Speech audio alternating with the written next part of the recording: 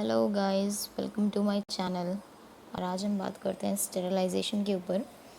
Sterilisation जो है वो माइक्रोबायोलॉजी का एक बहुत ही इम्पोर्टेंट टॉपिक है। But sterilization is not at all about microbiology. ये हर जगह अप्लाई होता है, हर लैब के लिए है ये इम्पोर्टेंट, ठीक है। और इसके हम मैथड्स के बारे में ही पढ़ेंगे। स्टेरिलाइजेशन कई तरीके से किया जाता है। First of all we have to know about what is sterilization. So sterilization is just about to sterilize the things, or means to clean the things, either surface, either instrument, either room, or any other thing, right?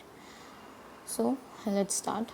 The process by which any article, surface and medium is made free of microorganism, either in vegetative or spore forms. यानी कि एक ऐसा process जिससे हम किसी article को, किसी surface को, किसी मीडियम को माइक्रो ऑर्गेनिज्म से फ्री करते हैं, या वो स्पोर्स में हो, और either they are in vegetative forms. That process is called sterilization, right? It is a method in which microorganisms are killed, by which they are unable to cause infection. ये एक ऐसा मेथड होता है जिससे micro organism को हम किल कर देते हैं, and by which they are enable to cause infection, और उसके बाद वो इन्फेक्शन कॉज करने के लायक नहीं रहते जस्ट बिकॉज वो मर जाते हैं, ठीक है। तो ये था स्टेरिलाइजेशन का मतलब। ये एक ऐसा प्रोसेस होता है जिसमें हम सिर्फ किसी मीडियम को, सरफेस को फ्री करते हैं माइक्रो ऑर्गेनिज्म से, चाहे वो वेजिटेटिव फॉर्म में हो या स्पोर्स फॉर्म में। We all know that spores form are much resistant than vegetative one, ठीक है। बहुत ज़्यादा रेजिस्टेंट होते हैं। आप जिस ईजिली आप माइक्रो ऑर्गेनिज्म किल कर सकते हो, but if they are in spore form they are very resistant, ठीक है। अब हम पढ़ते हैं कि स्टेरिलाइजेशन के वेरियस मेथड्स क्या हैं। First of all we should start with dry heat method. The first one is, right, flaming is one of the technique used for dry heat. In this the material is passed over the flame several times. Dry heat में पहला जो method है वो है Fleming, ठीक है। Fleming में क्या होता है? फ्लेमिंग का मतलब ही समझ में आ रहा है, किसी चीज़ को फ्लेम अप करना, यानी कि जो भी इंस्ट्रूमेंट, जो भी मटेरियल हमें स्टेरिलाइज करना है ड्राई हीट मेथड से, उसको हम किसी फ्लेम के ऊपर से सेवरल टाइम्स पार कराएंगे, क्रॉस कराएंगे, ठीक है। Next, it is a easy method which easily performed in laboratory, right. थोड़ा सा टाइपिंग मिस्टेक है, बट यू ऑल अंडरस्टैंड। एक ऐसा मेथड है जो काफ़ी ईजी है और ईजिली लेबोरेटरीज में परफॉर्म किया जा सकता है। Next point is, next the method is red hot method. In this method the instrument is constantly placed over the burner or any flame to make it red hot. Red hot method नाम से ही समझ में आ रहा है कि किसी भी instrument को red, we have to make it hot until it becomes red. हमें तब तक उसको हॉट करना है, तब तक वो गर्म, इतना हमको गर्म करना है तब तक वो लाल या रेड कलर का नहीं हो जाता, ठीक है। इसमें हम इंस्ट्रूमेंट को कॉन्स्टेंटली बर्नर या फ्लेम के ऊपर रखते हैं। ड्राई हीट मेथड में हमने क्या पढ़ा था कि उसमें हमें we just have to pass the instrument several times over the flame. Flame के ऊपर से कई बार पार कराना है, that was the flaming. And यहाँ पर हमें क्या है कि we have to put it constantly on the burner. Burner के ऊपर कॉन्स्टेंटली हमें रखना है until it become red hot. Next, it is a time taking method. The instrument is red or extreme hot. ये एक टाइम टेकिंग मेथड होता है, because in this we have to wait. हमें वेट करना पड़ता है कि वो इंस्ट्रूमेंट जो है वो रेड हॉट हो जाए या एक्सट्रीमली. और जो moving on to the next one, hot air oven is under this, right. It is used to sterilize the glasswares like forceps, slide racks, petri dish, culture plate, etc. ये एक ऐसा instrument है, जैसे device जिससे कि हम sterilise करते हैं ग्लासवेयर्स को, जैसे फॉरसेप्स हो गया, स्लाइड रैक्स हो गए, पेट्री डिश, कल्चर प्लेट्स हो गई, ठीक है। यहाँ पे कॉमा लगेगा पेट्री डिश और कल्चर प्लेट के बीच में. नेक्स्ट है कि it's temperature is 160 degree Celsius. The glasswares are kept in it for 1 our.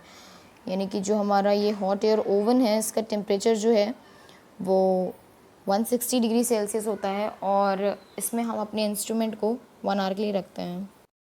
अच्छा, यहाँ पे मैं थोड़ा सा आपको हॉट एयर ओवन के बारे में बता दूँ कि हॉट एयर ओवन जो है उसका वर्किंग प्रिंसिपल क्या है और क्या इसका काम है. क्योंकि कभी ऐसा ना हो कि आप आंसर लिख रहे हो, किसी को बता रहे हो, तो आप बता तो रहे हो कि that was a hot air oven which is used to sterilize the thing, but you don't know anything about hot air oven.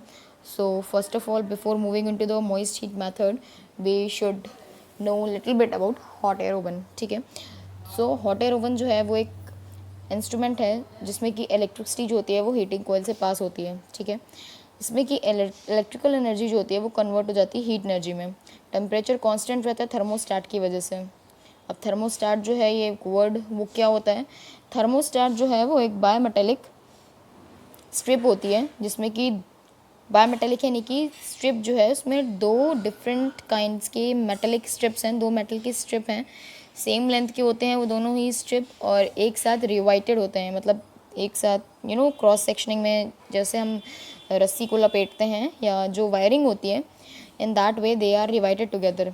तो वो लेंथ वाइज जो होते हैं वो रिवाइट होते हैं जिससे कि वो थर्मोस्टेट नाम की चीज़ बनती है। तो होता है क्या है कि जब हीट करते हैं तो स्ट्रिप्स जो होती हैं वो बेंड हो जाती हैं, ठीक है। टेम्परेचर कॉन्स्टेंटली इंक्रीज़ कर रहा है हीट करने से, तो वो जो स्ट्रिप हैं वो बेंड हो रही हैं और टेम्परेचर कांस्टेंट रह रहा है, ठीक है।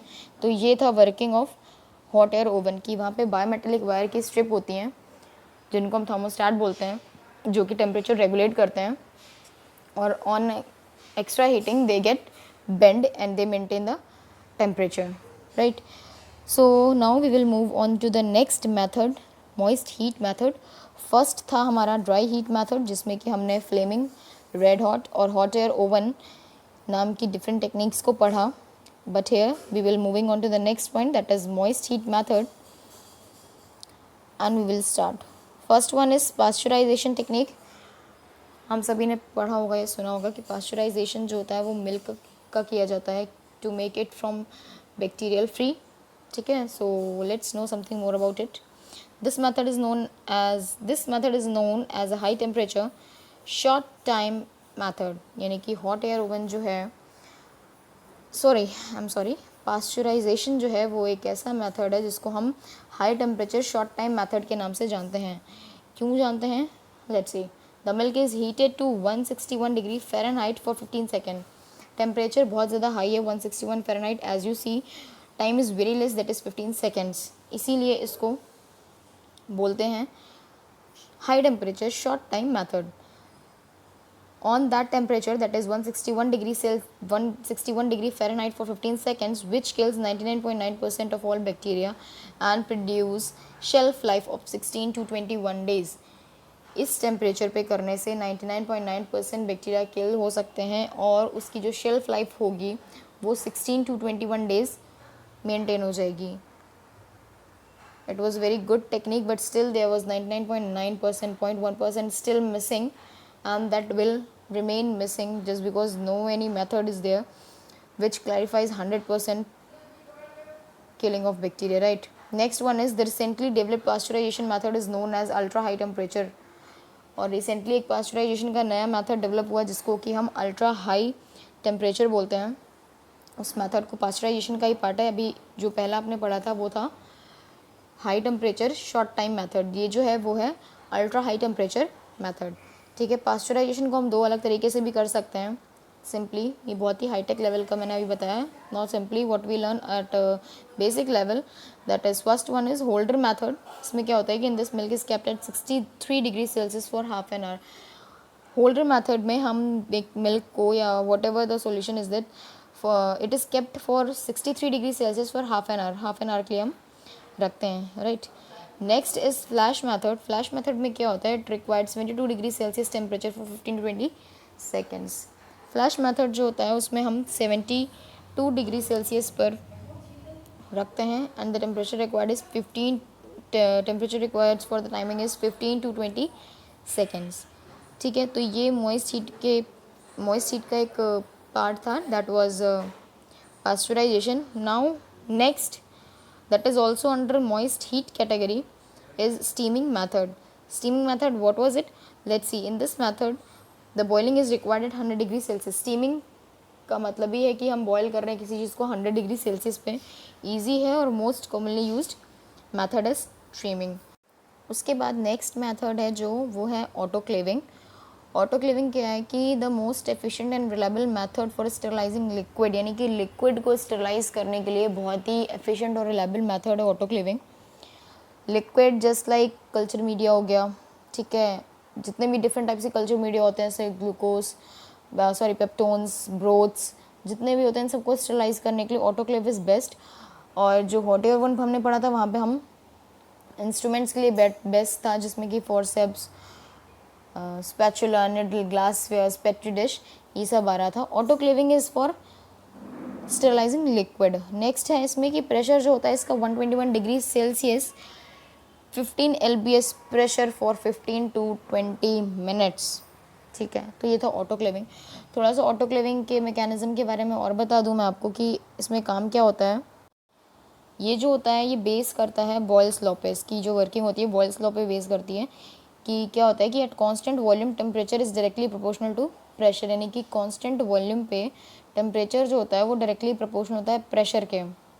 ठीक है, होता क्या है कि यहाँ पे जो स्टीम प्रोड्यूस होती है, मतलब इसका मैकेनिज्म है कि स्टीम अंडर प्रेशर, स्टीम के हेल्प से यहाँ पे हम इसको स्टरलाइज करते हैं। कैसे कि जो स्टीम यहाँ पे प्रोड्यूस होती है वो कोगुलेट करती है, जो माइक्रो ऑर्गेनिज्म ग्रो करते हैं उनके प्रोटीन्स को वो कोगुलेट कर देती है। तो इस तरीके से ऑटोक्लेविंग जो है वो स्पेशली लिक्विड कल्चर मीडिया के लिए होता है, जिसमें कि temperature 121 degree Celsius 15 LBS pressure बहुत इंपॉर्टेंट है, आपको हमेशा याद होना चाहिए। और इसकी टाइमिंग रिक्वायर्ड जो है 15 से 20 मिनट है। अच्छा, यहाँ पे मैं आपको एक चीज़ क्लियर कर दूँ, आई थिंक आप कंफ्यूज नहीं हो रहे होगे कि फ़र्स्ट ऑफ ऑल हमने पढ़ा था ड्राई हीट, जो कि एक मेथड था स्टरलाइजेशन का। उसके अंडर में हमने पढ़ा फ्लेमिंग, रेड हॉट और हॉट एयर ओवन।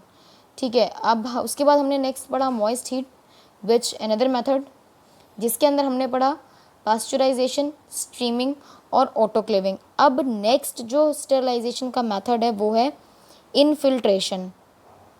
ठीक है, इनफिल्ट्रेशन। अब हम इसके बारे में पढ़ते हैं।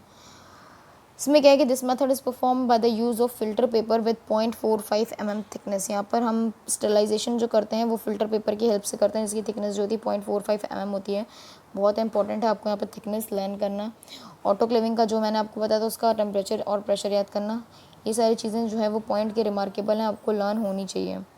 नेक्स्ट है use for serum antibiotic solutions and culture media. Again ये भी सीरम एंटीबायोटिक सॉल्यूशंस और कल्चर मीडिया के लिए यूज़ होता है। इनफिल्ट्रेशन मेथड्स होता है क्या है कि for this method earthenware candles, asbestos filter और सीड्स फिल्टर, ये डिफरेंट टाइप्स के फिल्टर्स हैं जो कि हम यूज़ करते हैं इस मेथड में। Centred glass filter and cellulose membrane filters, ये कुछ एग्जांपल्स हैं फिल्टर्स के जो कि हम यूज़ करते हैं इनफिल्ट्रेशन मेथड में। अब last but not the least, last है हमारा रेडिएशन मेथड। ठीक है, ये एक अनदर मेथड है स्टेरलाइजेशन का।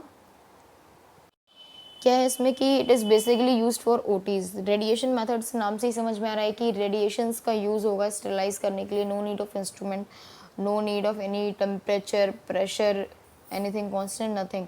रेडिएशन नाम से ही क्लियर है, रेडिएशंस का यूज़ होगा। रेडिएशंस बेसिकली यूज़ किया था ये ओटीज़ में, यानी कि ऑपरेशन थिएटर्स में। कौन कौन सी UV rays, X rays and cathode rays, different types की रेडिएशन होती हैं जो कि इस मेथड को यूज़ करने के लिए, परफॉर्म करने के लिए यूज़ की जाती हैं। आई होप आपको वीडियो अच्छा लग रहा होगा। वीडियो पसंद है तो लाइक करिए, मेरे चैनल को सब्सक्राइब करिए एंड थैंक्स फॉर वॉचिंग।